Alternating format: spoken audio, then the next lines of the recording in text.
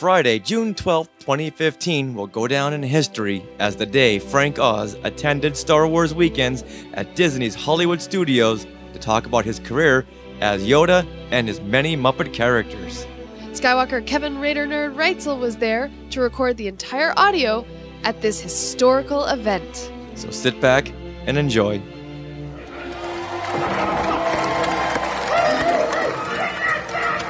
I'm so nervous. If I'm not funny, I won't be able to live with myself. Kevin, does this film have socially redeeming value? Oh, I certainly hope so, Sam. Sorry about that. Oh, hi, Biggie.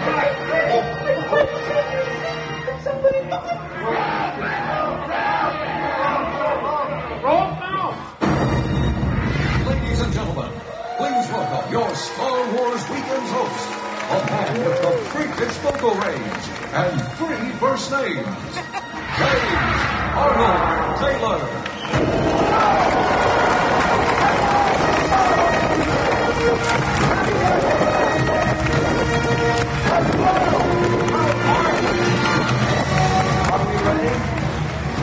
Are we ready? What about you? You ready over here? Who's more ready? Over here? How about back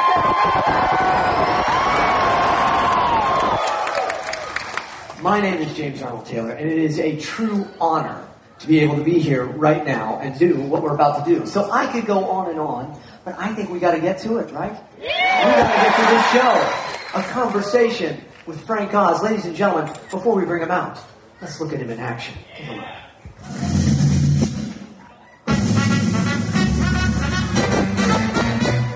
Don't be scared. Teaching Bernice here how to play checkers. Your move, Bernice. Bernice? Yes, now to our story. It's like showbiz. Waka, waka, waka. More card line. Take the laughs when you get them. Hi there, Mr. Oz. Are you by chance in relation to Frank Oz?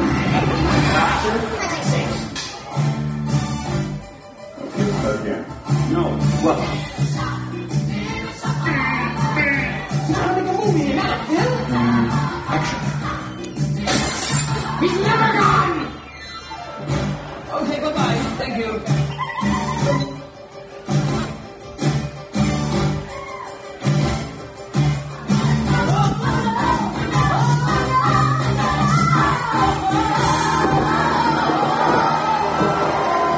Here, sweetie.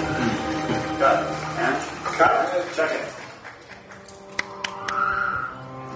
I'm not looking for a friend. I'm looking for a Jedi Master. You see Yoda. What has he become tonight?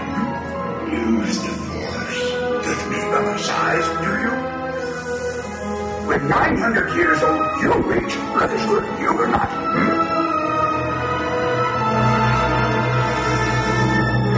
Do or do not. There is no try. You must feel the Force around you.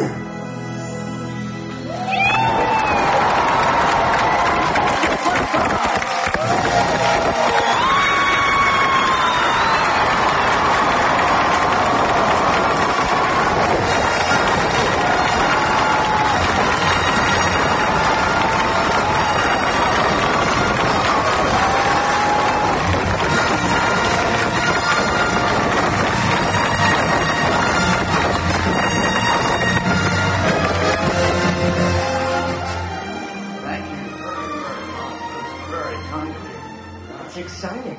It's very, very exciting for all of us to have you here at Star Wars Weekend, sir. Can I ask a question? Yeah. How many of you were planning to come here and it happened to be that I'm here? Anybody? One or two? Yeah. How many people came here not because of me? I thank you very much, because that's a lot of energy on your part, a lot of time and money. Yeah. So thank you very much. It's very good of you guys. Thank you. Yeah. So we better make it worth it, boy. I'm telling you. Oh, man, is this your first time at Disney World? No, I've been here several times. As a matter of fact, once we were here for about a month when we shot a special, The Muppets at Disney World, many years ago. Man, well, I'm going to tell you, so we have so many questions, we have so much to cover, and of course we'll be doing this over the next 3 days as well. And we can cover a lot of ground, but to really make sure that they all get information and to make sure that I look good in front of the folks at Disney, the most important thing, let's go back a little history. I'm going to move my chair a little bit. They can't see. You can't see there? Sure. See my shoulder, You right? can do Is that whatever you want to do. There you go. There it is. That's better. Yes. Frank Oz on display. Be here for the next half hour. But history-wise, you were born in England. I was. And then you came here around 5 years old or something? Yes. And Oz is not entirely your name. No, my real name is Osnowitz, and I'm very proud of it. I have it in my passport. My children are Osnowitz.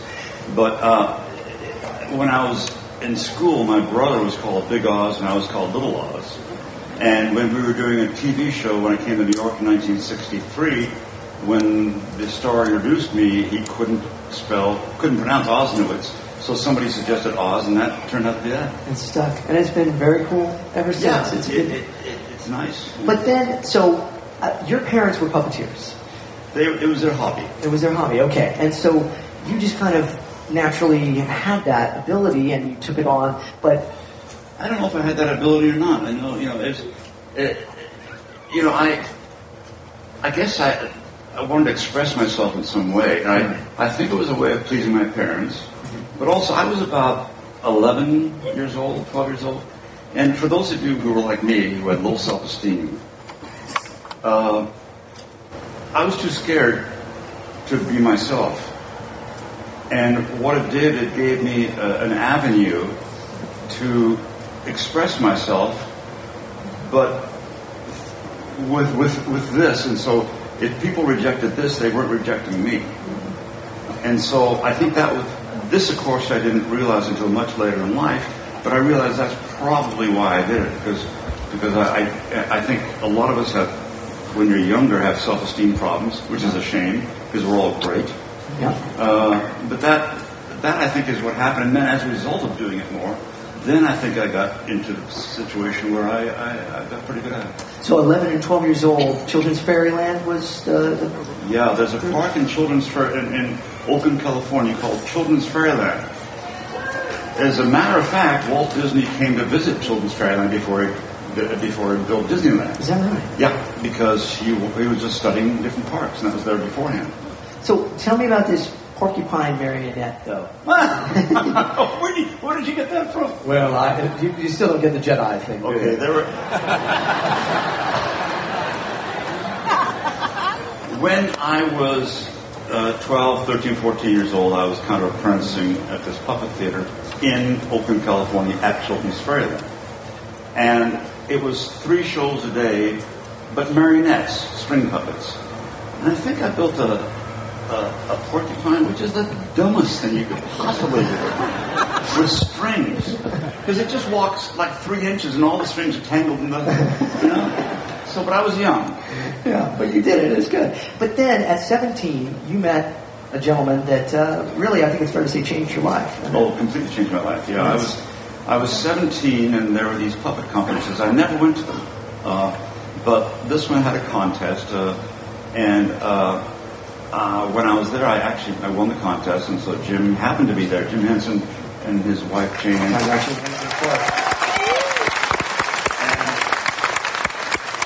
I was 17 at the time, and he was about, I think, 25. Okay. And his first daughter, Lisa, was in a carriage, and I remember he didn't have a beard at that time. And he came and talked to me afterwards. And then he wanted to hire somebody while he was in Washington, D.C. He had a television show there. But he hired, I was 17, I was still in high school. He hired a dear friend of mine, Jerry Jewell, who became the head writer of the Muppets. Yeah. Who's passed away since. And when I became 19, I actually said to myself, okay, I'm stopping the puppets. I want to be a journalist. And I went to school for 6 months at Oakland City College, because I wasn't smart enough in math to go to Cal with my friends. And then Jim asked me to come out and try for 6 months with the Muppets, and I stayed with them ever since. And the fascinating thing I've heard you talk about him is he took away the proscenium, and he made these puppets interchangeable. Can you explain exactly what that means? Yeah, I guess I don't know, for those of you who don't know puppets or don't care, it may be boring to you, but nevertheless. No. Prior to Jim, there were puppets on television like Bill Baird and Bert Tillstrom and Kuka Friend and all that, but they had a proscenium, and then the television camera shot the proscenium. So essentially there was the frame of the television, and inside the frame of the television was another frame, which was the physical frame the puppeteers worked the puppets. So what Jim did is he took away the center one, and he used the frame of the television as the frame for the puppets. And that was entirely new. And what was also new that Jim did was he created lip sync that was very, very precise. Before that, it was, lip sync that could be like that, basically. But because he worked in television, he had to accommodate the close-up. And when you have a close-up, he realized he had to be much more specific because you're close. So the close-up caused that specificity of lip sync. And the third thing you were talking about is usually puppets used to be, anyway, they'd be princes and witches, and that's who they'd be. Yeah. That's it. But Jim just made these kind of faces, and then he double-faced noses and eyes and changed them all over, so one shape could be any different kind of characters. And Jim kind of exploded puppetry. Yeah, and I heard you also mention that Kermit wasn't necessarily a frog, per se. No, Kermit was just a creature. He was just a creature, and it was only when we started in television that I think the label of the frog just came out. I forgot it now. Wow. And these characters, I mean, Fozzie Bear, Miss Piggy, Sam the Eagle, we could go on, Animal, Grover, Bert. We talked a little bit about it at lunch, and you've changed our lives with these characters, and I don't mean that.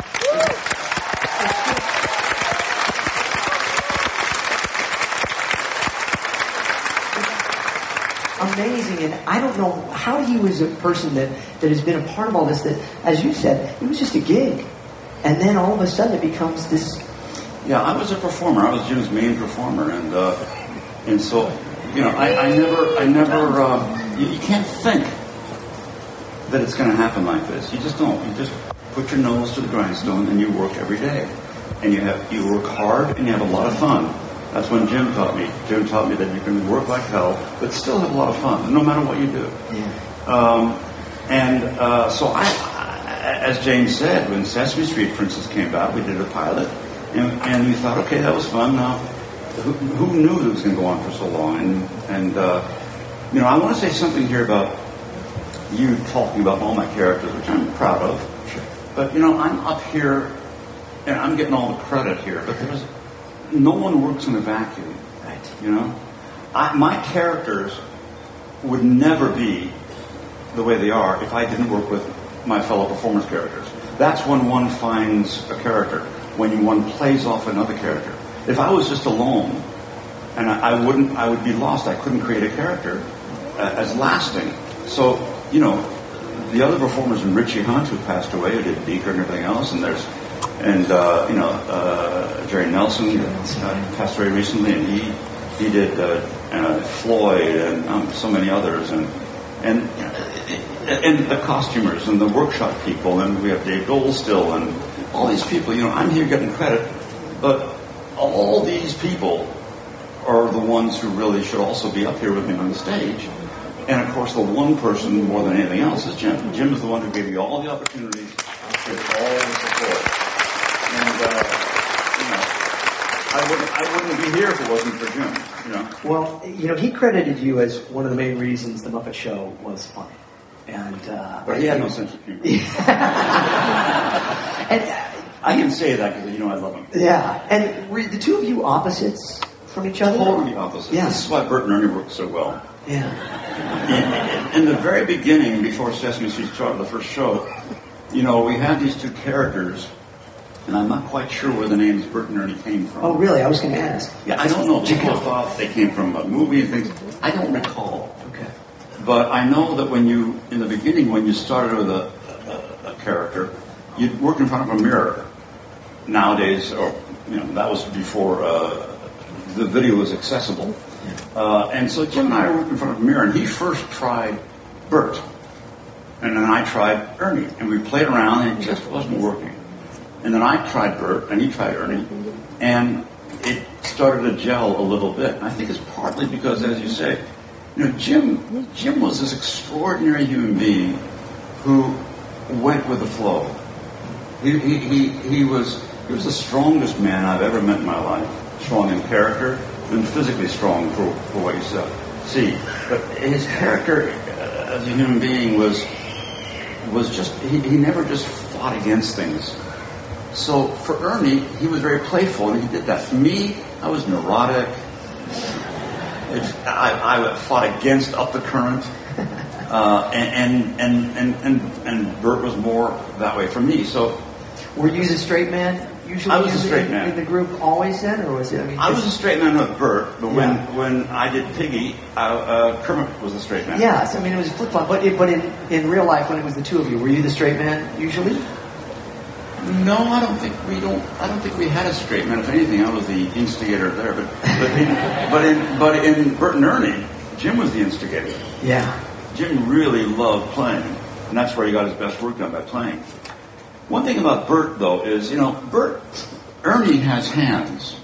You know, he has two hands, one hand for somebody else, and so Jim had a lot of fun that way.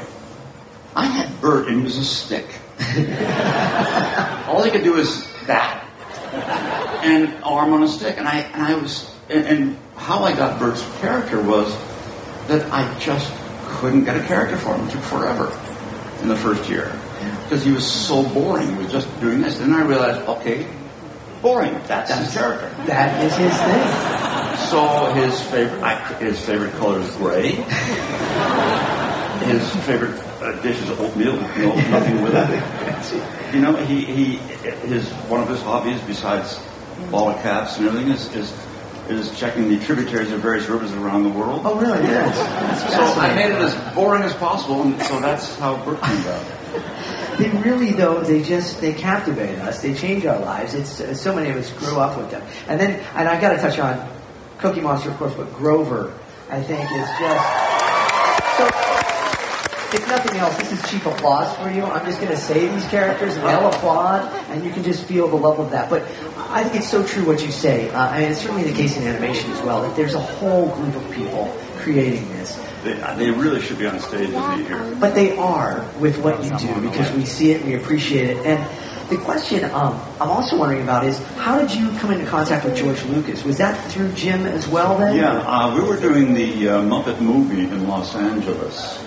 And Gary Kurtz came to Jim, I believe, and asked him through George to be Yoda. And Jim realized two things. First of all, he was the head of a company. He didn't have time to do that. But also he realized he had weaknesses and strengths. I have weaknesses and strengths. And one of my strengths was more of the dramatic performance. Sure. And so he suggested me. And as a result, I was in the trailer with Jim and Gary Kurtz. And they showed me, in my trailer, a book of designs for Yoda. And it's not the Yoda that you see now. There's different kinds of Yoda. But there's one photo that somehow got to me. Sometimes characters like Bert take a long time to get. And sometimes things like Yoda, I got them. Have no idea why. There's one particular design, and this design was very close to what Stuart Freeborn made. So that's how I got to know George. Did you know that this character was going to be this kind of wise sage, and did that connect with you, or was that like, I've got to search for this? I think what connected, yes, I did, because the script had him that way. George and Larry Kasdan wrote Empire Strikes Back, and that's where Yoda came in first. So I knew what he would be. What I loved about it, I loved opposites. And I loved the fact that this little character was so powerful, and he was not unlike the Zen master, and yet if he saw the last candy at the plate, he wanted it. I love big, powerful people with little petty things. I love that opposite, and so I saw that in him, and I think that's how it started with him and R2, the little fight they have in Empire. Yeah. And I think that was written, and I love that. So I did know that, yes. Yeah, and Lawrence Kasdan and George Lucas, they invented this character, but you really were able to take it and you created kind of a Bible for the character, a backstory to it. Yeah, what I did, again, here I am for Yoda, but Stuart Freeborn made Yoda with the help of Jim Henson, and George and Jim both, wanted to work together, and so Jim wanted some information from George to help, and George needed a little help from Jim on Yoda, so that helped. But Stuart Freeborn did make Yoda. And Freeborn, forgive me for interrupting, Freeborn combined his own face with somebody else. I don't know. I was told Einstein and him, and if you look at his face, it actually does look like... Stuart did look like Yoda. He really did. Really did. Yeah. And but that backwards talk, that speak, was that in the script originally, or that was in the script? Okay. But only half. He would talk, and then he would be colloquial. Okay. And I asked George. I said, "Can I go all the way with that? Because I really think that's good." And he said, "Sure." And I remember, George doesn't give a lot of direction. He knows exactly what he wants. And the way George and I work is I give him like 10 things and he chooses one. But I remember in the canteen at Elstree, which is a town where the Star Wars stage was built, and that's where we shot Empire. We were in the canteen cafeteria, and I hadn't known George hardly at all. I said maybe 2 words to him, and I walked over and I said it, and I never talked to him about Yoda. Never said 2 words to him about Yoda. So he didn't tell me what he wanted. So, being a director, I know actors always come to you and say, "What do you want?" So, as an actor, I came to George and I said, at the canteen, I said, "Excuse me, George, what is it? Tell me what you want out of Yoda." And he says, "Frank, just make it wonderful." Check. Yeah, you did it. So, he also then did not initially pick you. I don't know if everybody knows this. As the voice of Yoda. No, he didn't pick me as voice. As a matter of fact, I think, part of the things I do so many voices, and I don't do voices, I do characters, but nevertheless, I think that was a concern for him. Also, I think being an old man, I think he didn't want to be a cartoony kind of old man. Sure. For whatever reasons. In any case, I gave him a little voice tape, and and then I think for 6 months he was auditioning other people for Yoda. So when you were on set doing it, were you doing the voice that we know now? I was on set doing a voice. Well, when you're on set, when I'm doing Yoda, it's such a challenge to do him. All my energy goes into the physicality of him. Yeah. So when I did the voice, I knew I couldn't do both the voice and the physicality. It's just too much focus. Yeah. So what we did is what we call a scratch track, which means they recorded my voice, which was not really Yoda at that time, but it was a template that I could use a year later when I actually did record the voice. But even at that point, the scratch track, I think, was not Yoda. Okay. As a matter of fact, what I did do is I studied old men's voices for a while. Really? Yeah, and then I gave that tape to George. And after about 6 months or whatever it is, I knew George was looping, and I was on my honeymoon with my previous wife. My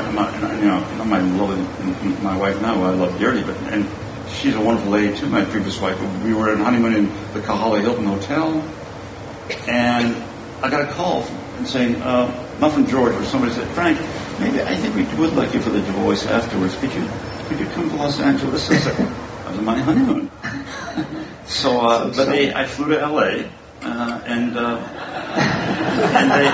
they made up for my honeymoon. And I'm very, very pleased because I've always done my own characters in total. Yeah. So except for two, which is in Dark Crystal, where I did Aughra physically and I did the Chamberlain physically.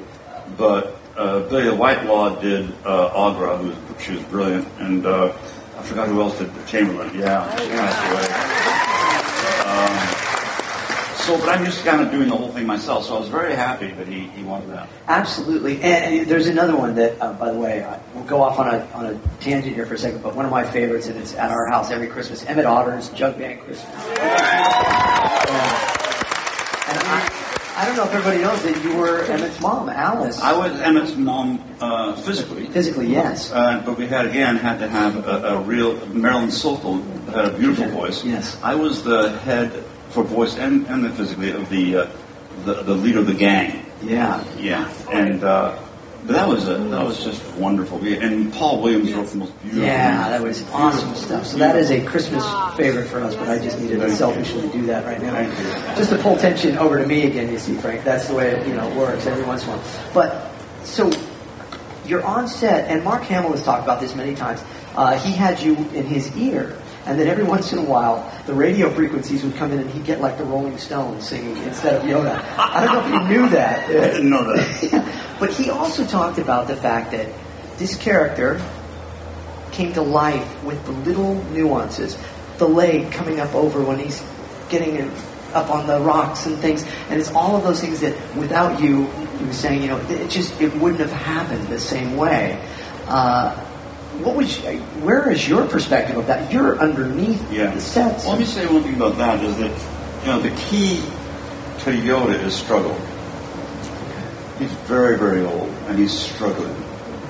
And he's struggling in many, many ways. He's struggling, first of all, physically, to be able to stay alive, to help the Jedi. He's struggling with the language, because the language he speaks is how the original Jedi spoke. Yeah. As far as I'm concerned, as opposed to these surfer dudes who are talking about. That's my interpretation of it. Okay. So he's really trying to keep that language alive. He's trying to keep the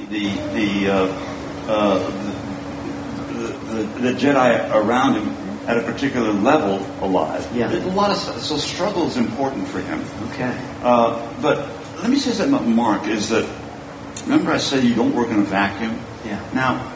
Yoda would never have been as good if Mark didn't believe in him in Dagobah. Yeah, absolutely. Mark needed to actually connect with Yoda. And that's not easy to connect with something that's not flesh and blood. And so Mark deserves a lot of credit for making Yoda come alive because he believed in him and really gave when an actor you give and take, and he did that. So Yoda would never have been as successful and as soulful if it wasn't for Mark. Well, the fascinating thing is the sign of two very humble men is you both say the same thing about each other in that. And so it's great. So that is wonderful to hear. And that was very much a solitude, too. It was just basically the two of you on set with the crew. Right. You didn't have Harrison and Carrie and all of them. Now, did you get to see them at all during the shoot? Oh, sure. I got to see all those guys when we were doing press. It was fun. Yeah, okay. It was fun. And then you come back for And Jedi. again, also I saw him, on the other movies I saw him too. Yeah, that's okay. So I was going to say, in Jedi you come back, and was it different working with a different director? Because Kirshner, when we haven't talked about Kirshner, there's so much to talk about, but Irving Kirshner directed. Kirsch was another key component of Yoda. What happened? All these people, Yoda costume was made by people. Yoda was made by Stuart Freeborn. Yoda was designed by somebody. Yoda was written by Larry and George. All these people, and all I did was put it together. Okay, I just made it alive, and I didn't just make it. I didn't want it to be. If I did a good performance or even a great performance, it wouldn't have been enough. I had to make a transcendent performance, so you don't see him as a puppet. Yeah, that was the key thing for me. But I was one fortunate enough to be able to bring him to life. And I got off the subject. You were saying. Oh, well, we were talking about Kirshner and his direction. Kirshner was a very key person in that. Yeah. Although when Kirsh is so funny. When I was working Yoda, Dagobah was about 4.5 feet, 5 feet lifted off the ground, the entire set. And in part for the water, but in part for me because I was underneath, and I was working Yoda underneath, and I remember Kirsch was giving directions, but he's giving directions to Yoda. And I'm shouting, Kirsch, I'm down here, it's me. But Kirsch was a very important part of Yoda too. Well, and again, that also goes to talk about the importance of that character being believable and how he was even on set right there. So that is fantastic. And then he becomes a CG creation. Well, now in the prequels, in episode 1, he was again a puppet. But now he's since been replaced with CG. Do you have any feelings one way or another as like how you prefer to do him? Obviously, I would think you prefer him as a puppet. I prefer him whatever's necessary for the story. See, that's great. Yeah. And when Yoda had to do battle, and that was the story, there's no way in God's earth he could be a puppet. I mean, you see him jumping around. There's no way, and it wouldn't have been as powerful. So George had to follow the story. And you have a story, you've got to be true to it. And that's the only way in which you can be true to it. So I was supportive of that, you know? Yeah. Well, I support the story, whatever is necessary. It's people. Do you find it different? I mean, so often you go back into loop and you're doing voice work, much like I do then in the studio. Is that a lot different than when you're actually performing it, though, as opposed to when you're just in there? Oh, yeah. Yeah, I can concentrate only on the voice then, and I'm very, I'm frame specific there, like you are. And it's much easier for me because I'm not thinking about all the other physical things I've got to deal with. So I just deal only with what I see on the screen and just the voice. And also, people, I don't know if you guys are film people, but people say, oh, looping takes away the spontaneity. And I disagree. I think the opposite. I think you can do a lot more with looping. Much more opportunities to be spontaneous and alive and richer with looping. I agree, but I'm biased as well. So, you know, there's so many different things we can cover. And again, by the way, looping means ADR, which means additional dialogue recording is ADR, which means once you shoot a character or a person, sometimes the sound isn't good, or the person's voice isn't right, or has a cold. So you go in months later, and they show the performance on the screen, and then you say the dialogue on a mic, and put the new voice on the screen. It's called looping because at one point the film was on a loop. Yes. And they did it. Thank you, sir, for that bit of information. It's as though you're a director and you like things. See the segue? I'm a master of the segue, Frank. Master of the segue. And I don't mean that little writing thing. As a director, you have directed some really awesome things. And it started co-directing, but you kind of say, well, I didn't really co-direct it. That was Dark Crystal was your first directing job for film? Yeah. And here's the truth, okay? I helped Jim direct his movie. I co-directed because Jim didn't give a damn about titles. All he cared about was quality. And I'll never forget this, because actually I wanted to be a director always, theater director really, but I gave myself 10 years to be a director. I said I wanted to, and so I learned as much as I possibly could, but before that time, 10 years was up, Jim, we were on a flight to London, and Jim had already been working on the Dark Crystal, the characters, the costumes, everything, for about a year and a half. And I had not been involved hardly at all. And we went to London. I think I was going to work with him on that. And he said, in Jim's quiet way, he said, Frank, you want to direct this with me? And I said, Jim, I never directed it. This is huge. I never directed anything like this before. But I mean, you know, why? Why me? And this is Jim. He says, because I think it would be better. And all he cared about was the quality. He knew that he had some weak areas that I could shoulder, that I could fill. And all he cared about was the quality of the work. He didn't care about the credit. And so that's the kind of guy Jim was. It's fantastic. And you were inspired by, was it A Touch of Evil as well? I'm sorry? A Touch of Evil, the film? I was inspired by that. By that as a director as well. Oh my God, so yeah. A Touch of Evil is a stunning film. And so, as a director, do you enjoy comedy more than drama? Because primarily you're directing comedies. Primarily, yeah. And why is comedy important to you? Because it seems to be such a... For some reason, I like bringing things to life. Yeah. that's what I do. Each of us in our lives have one thing that we're here for. And for me, I bring things to life. That means I bring a puppet to life. I bring a movie to life. I bring a moment to life. I enjoy that. I enjoy when I talk to somebody. I don't like being normal. What I do in a hotel, it's awful. But I can't stand just being normal. I want to bring more life. So when you check out, the desk says, "Did you have a nice visit?" And I said, "No, this is a hellhole. I'll never come back here again." Oh. And what happens is they're realizing, and then when it's a joke, I realize they brought them to life a little bit. They hear the same old thing over and over. Have you had a good time here? Huh? Have you had a good time?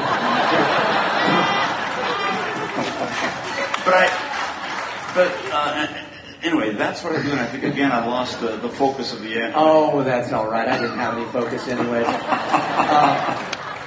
Little Shop of Horrors. Let's just go through things. I'm going to say words. It's going to sound impressive. Again, they'll applaud, and then you can comment if you'd like. Little Shop of Horrors.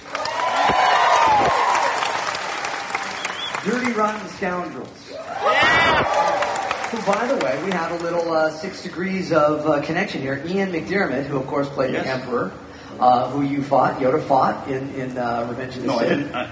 Yeah, you guys had a little battle, and then was that pretty much how it was on the set with him? Yeah. He's different, right? In Dirty Rotten Scoundrels, I don't know if you know, but I had met Ian years before that, working with before he became the Emperor, and I shot in the south of France with Steve Martin and Glenn Headley and Michael Caine, and I hired Ian as Michael Caine's butler. So I knew Ian before, and I remember saying to Ian, he's so brilliant. I said to him when he was doing the butler, I said, "I am so underusing your talents."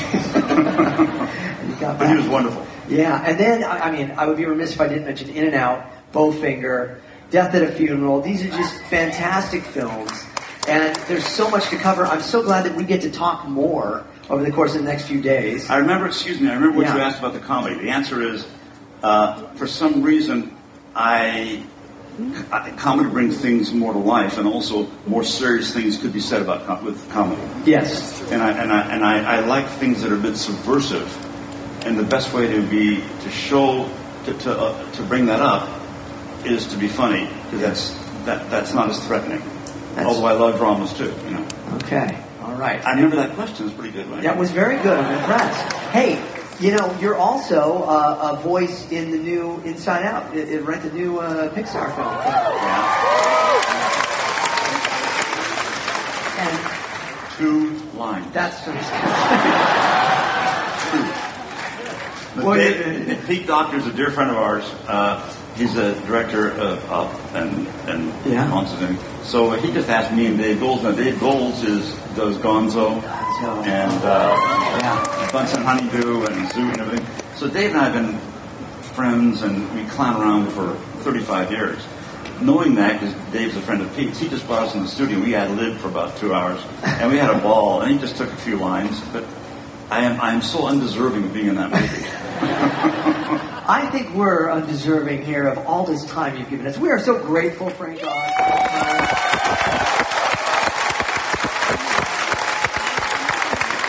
Is there anything you would like to say to all these beautiful people here before we finish? That surprises me. I just want to thank them for coming. I mean, that's were you guys in the parade at all? Yeah. It was weird because I can't stop and talk to you guys. I can't stop and autograph. I can't do it because then it's just too much. But when I see the kids, I see myself, because I was in the audience in the parade when at my age it was Hopalong Cassidy, a big Cabo star, and I was in the audience there and watched him go by, and I was thinking, if I could only have his autograph, only autograph. And so, and same thing when my dad brought us to the 49ers games or the Raiders games, I want to go down there and get the autographs of the players. So when I see kids in there, I see me, and so it hurts me not to be able to do anything, but I can't. Well, I think we appreciate you just the way you are, ladies and gentlemen. Please, Mr. Frank Oz.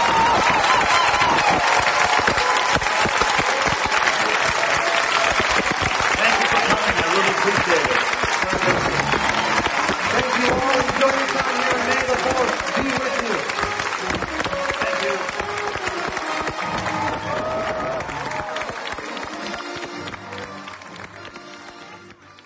We want to thank Kevin Raider Nerd Reitzel once again for being there when many Skywalkers and fans could not. Thank you, Kevin. And remember, Never land on Alderaan. Some imagination, huh?